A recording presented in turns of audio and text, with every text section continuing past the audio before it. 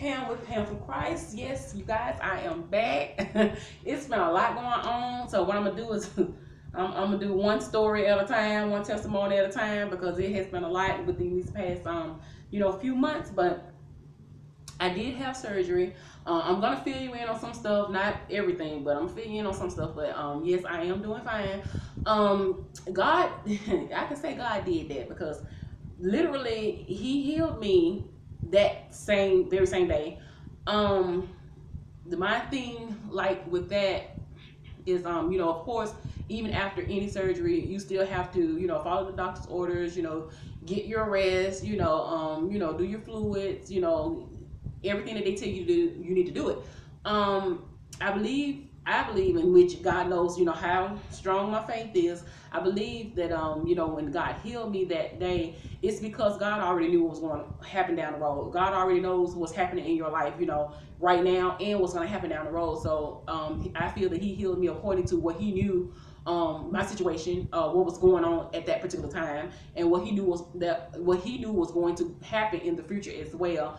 I had already shared with you guys that I've been working for the past 26 years taking care of myself.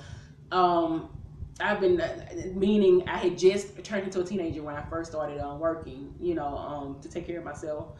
Even though at that time my mom was still alive, but I knew then that I had to work, in order to get, things that I needed, because of course, growing up the way that I did, not having everything that you need, we had to start working early in order to get what we needed, because you had big families of 4, 5, 6, 7, 8, 9, and 10, so everyone had to pretty much pull their own weight if they wanted to get anything done. But I started working early, like I said, to take care of myself. Once I turned 18, I did a lot to actually try to give back and take care of my mom, even though when I was 13, I was taking care of my mom, paying bills and doing all of that at the age of 13. So from 13 up until, my mom died, I didn't have to worry about actually having to, do anything for her, help her, because, she went on, up in heaven, to be with the Lord. So that was pretty much, taken off of my plate. But still having to recuperate after actually taking care of a parent, after all that time, you still have to try to recuperate and get yourself together as well. And I feel that knowing that I have been working and taking care of myself for 26 years, God knew that me not being able to have anyone there for me to be able to help me even after the surgery, in which from what the doctors told me from the previous surgeries that he had performed, I was supposed to be in excess pain for at least 2-3 weeks. I was supposed to have excess of bleeding for 2 weeks, and I needed someone to be with me. I was not supposed to pick up anything heavy for 3 weeks.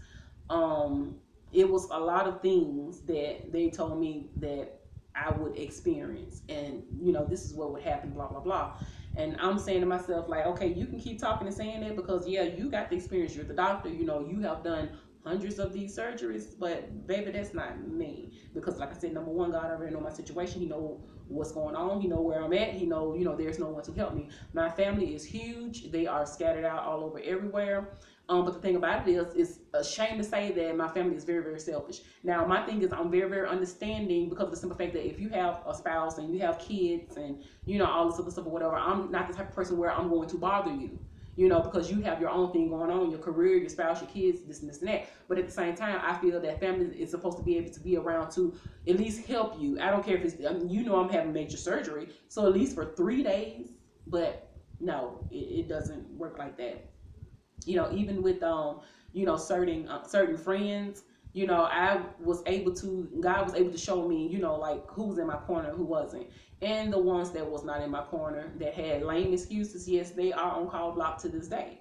Because like I said, if you're supposed to be a friend, and if you can't even come to see about me after a major surgery and for one day, I don't care if it's for 1 hour, bring me some soup or something, do something. I mean, help me with something. And if you can't do that, then no, you're not a friend. You know what I'm saying? And I have friends that are very far away, that's in other places, and I know that you're very limited in what you can do. So what prayer is the best thing that you can give me if you're a friend that's in another town or state or whatever. But I actually had a friend that lived very, very far away that drove down just to take me to the hospital for me to be able to have the surgery and all that or whatever. So I'm looking at, wow, you drove that far just to be with me, and just to take me to even get the surgery. So she is wonderful. She is the best. I've known her now, I can say, for like 15 years. And I call her my sister from another mister, because she's a white Indian girl and she's so lovely. I love her so much. But she did more for me, and some of my other closest friends did more for me than any of my family members. My family members didn't even, oh my God, I'm not even gonna get into that. Anyway, like I said, I got healed that day because God already knew there was no one that would be able to take care of me. So he literally, everything that the doctor said I would have to go through, the pain, the bleeding, the this, the that, I had none of it. When I say I experienced none of it now, like I said, I still followed the doctor's orders. I got my rest, I ate right and did what I needed to do or whatever, but I didn't experience any of that, and I was able to, start back working and doing the things that I needed to do, chores and errands and all those things. I was able to do it like at least a week.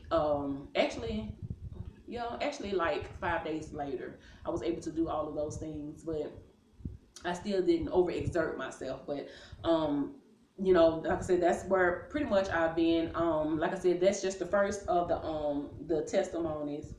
Like I said, because there's a lot of other things that had been happening actually at the exact same time, and really with the things that was happening and going on, it was enough to make a person just jump off a bridge, really, to tell you the truth. But God knows your strength, and God knows who you are as a person, so he definitely will not put more on you than you can bear. And I feel that, knowing that I've had to really stand on my own 2 feet for the past 26 years, God knew that me being hit with so much stuff at one time, and I know that a lot of the stuff was orchestrated by God, the things that was happening.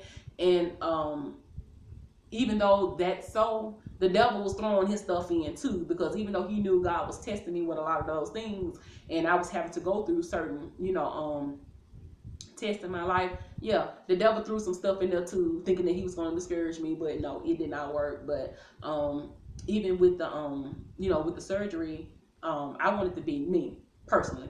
I wanted to be the first person of the day. You get what I'm saying? I don't need you tired because this the 4th surgery of the day, and then you doing crack work on me because you tired. No, baby, I'm gonna need you focused. I'm gonna need you to been exercise, drunk your coffee, had your laughs and giggles. I'm gonna need you to been did all of that, honey, before you go to operating on me. So yes, I was the first surgery of the day, and the doctor did a wonderful job. Even after the post-op appointment, I let the doctor know, look, you did great, first surgery of the day, and he was shocked because I told him, I was like, no, I didn't experience anything you said I was going to experience.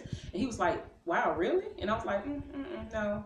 I told him, I said, I'm trying to see whether or not you even did the surgery, because I mean, everything that the horror stories that I was hearing about, what you said was going to happen, and what the women that I know said actually happened to them. I'm like, oh, okay, God healed me. And I told the doctor that, and he was like, wow. He was like, yeah, he sure did. I told the doctor that, let you know you did a great job, but God healed me too. You know what I'm saying? So both y'all hand in hand. Oh, okay, yeah. But let me stop.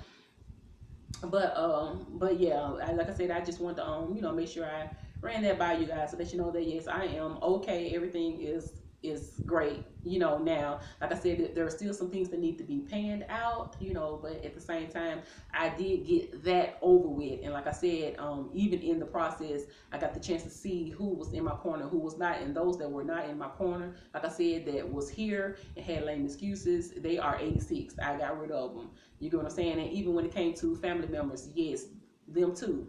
I love them so dearly.